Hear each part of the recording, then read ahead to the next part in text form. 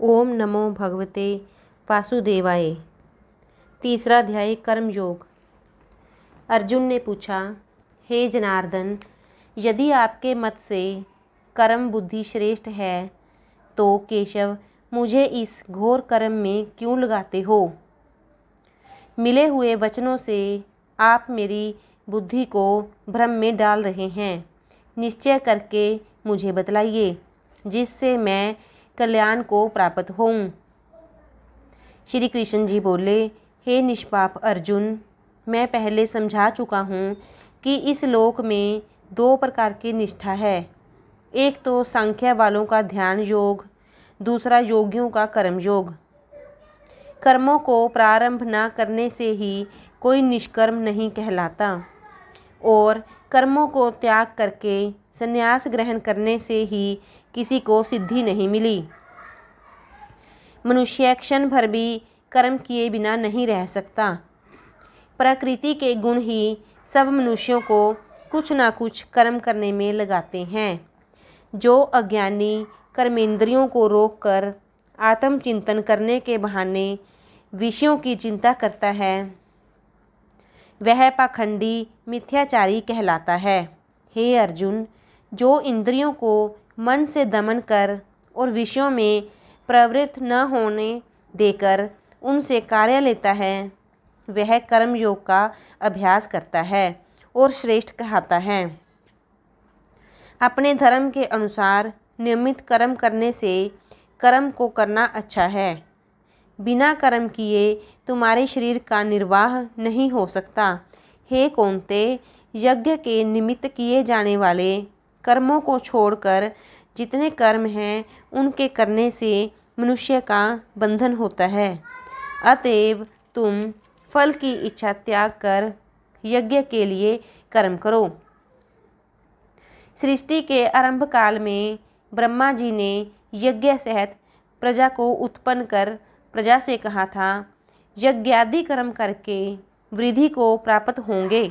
यही कर्म तुम्हारे निमित्त कामधेनु होवेंगे। इस यज्ञ से तुम देवताओं को संतुष्ट करते रहो और देवता भी तुमको संतुष्ट करेंगे। इस प्रकार परस्पर बर्ताव करते हुए तुम और देवता कल्याण को प्राप्त होवोगे। यज्ञ आदि कर्मों से प्रसन्न होकर देवता तुमको इच्छित सुख की सामग्रियां देंगे, परंतु उनके दिए हुए दान को जो बिना उनको भोग लगाए ग्रहण करता है वह चोर है। पंच महायज्ञ करके जो शेष बचा हुआ भोग ग्रहण करते हैं वे पापों से मुक्त हो जाते हैं और जो अपने निमित्त ही अन्न पकाते हैं वे पापी पुरुष पाप को ही भक्षण करते हैं। अन्न से ही प्राणियों की उत्पत्ति होती है।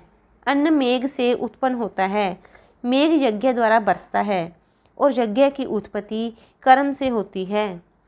कर्म की उत्पत्ति ब्रह्मा से हुई है और ब्रह्मा अक्षर परमात्मा से। इस कारण सदा पदार्थों में रहने वाला जो ब्रह्मा है वह सब यज्ञों में प्रस्तुत है। हे पार्थ, इस प्रकार चलाए हुए कर्म चक्र के अनुसार जो नहीं चलता है वह पापमय है और उसका जीवन व्यर्थ है। जो पुरुष आत्मा में ही रहता है और आत्मानंद अनुभव से तृप्त रहता है, आत्मा में ही संतुष्ट है, उससे कुछ भी कार्य शेष नहीं। वह कर्म करे या ना करे उसको कोई प्रयोजन अथवा लाभ नहीं है और किसी प्राणी में अपना लाभ करा लेने की भी उसे कोई आवश्यकता नहीं है।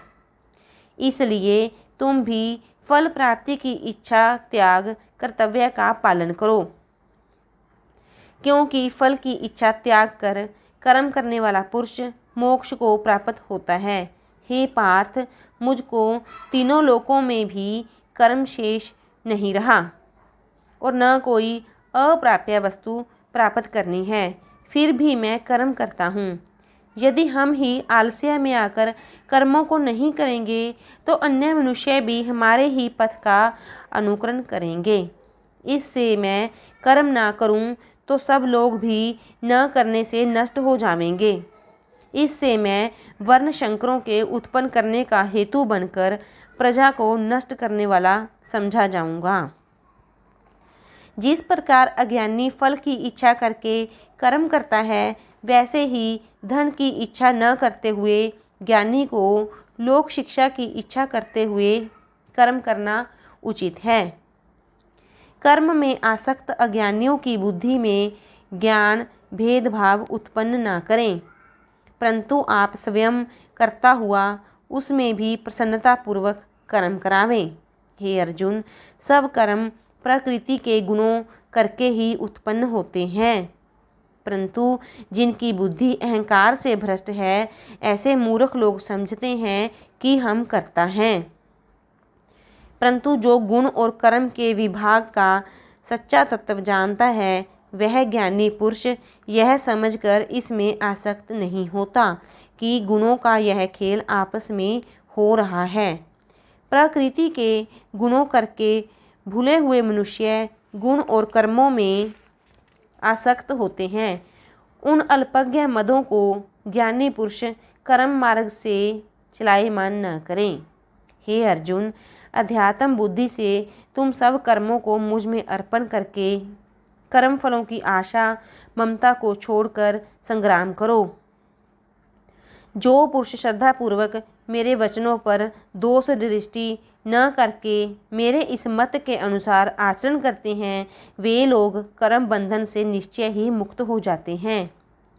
और जो अज्ञानी मेरे इस मत पर दोष दृष्टि करते हुए इसको ग्रहण नहीं करते, वे संपूर्ण ज्ञान से रहित हैं। उनको नष्ट हुआ जानो। अपना कठिन धर्म भी दूसरे के सहज धर्म से हितकर होता है।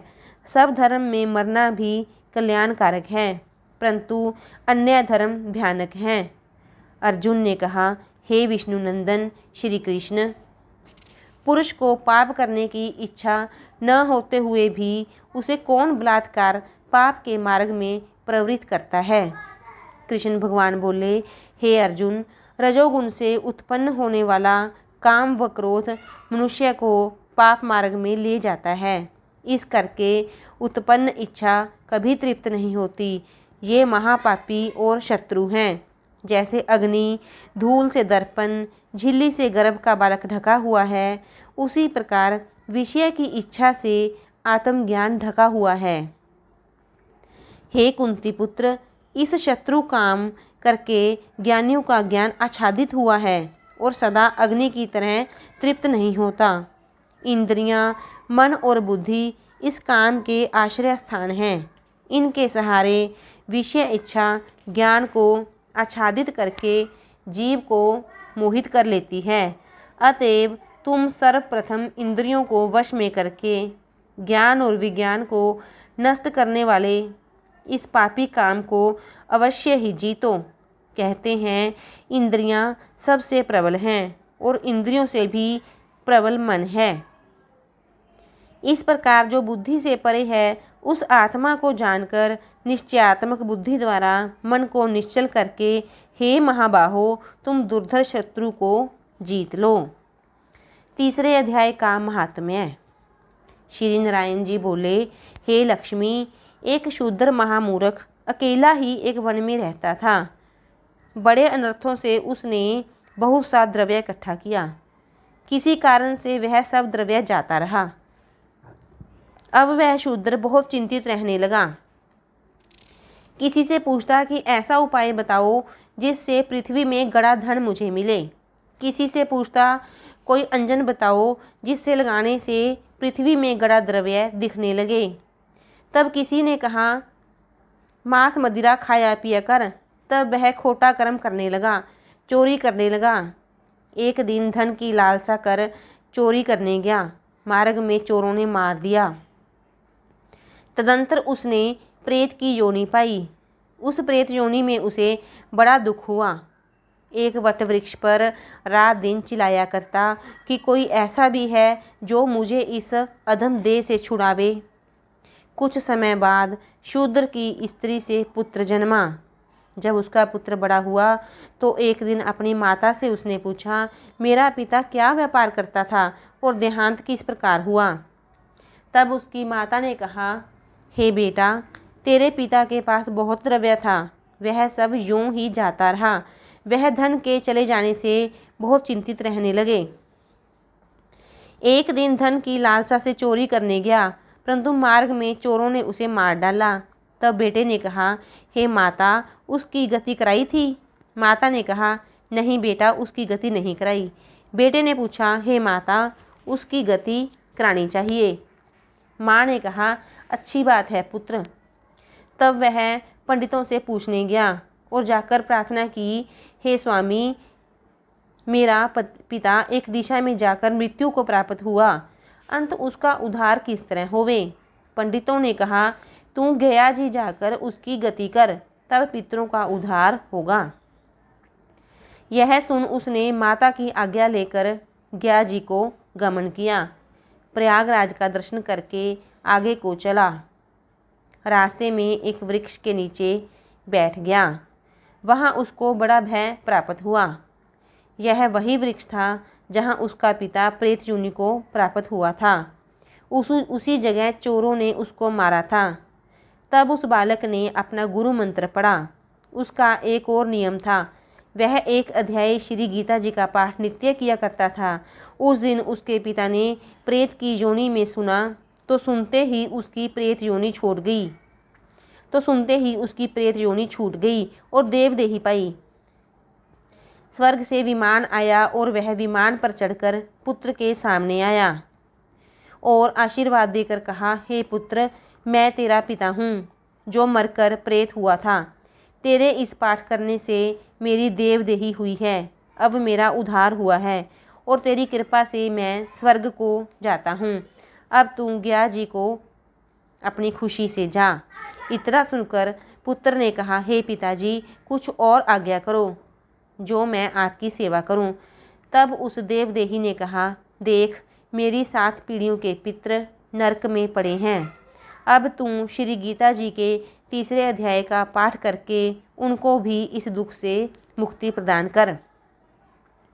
इतना वचन कहकर जब वह देवदेही स्वर्ग को गई, तब उस बालक ने वहीं पर पुण्य गीता जी के 3 अध्याय का पाठ किया और सब पितरों को उसका पुण्य देकर वैकुंठगामी किया।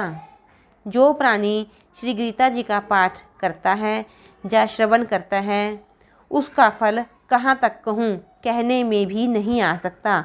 तब श्री भगवान जी बोले, हे लक्ष्मी, यह 3 अध्याय का फल मैंने तुमसे कहा, वह तुमने सुना है। ओम नमो भगवते वासुदेवाय। बोल शिव शंकर भगवान की जय। श्री राधे श्याम भगवान की जय।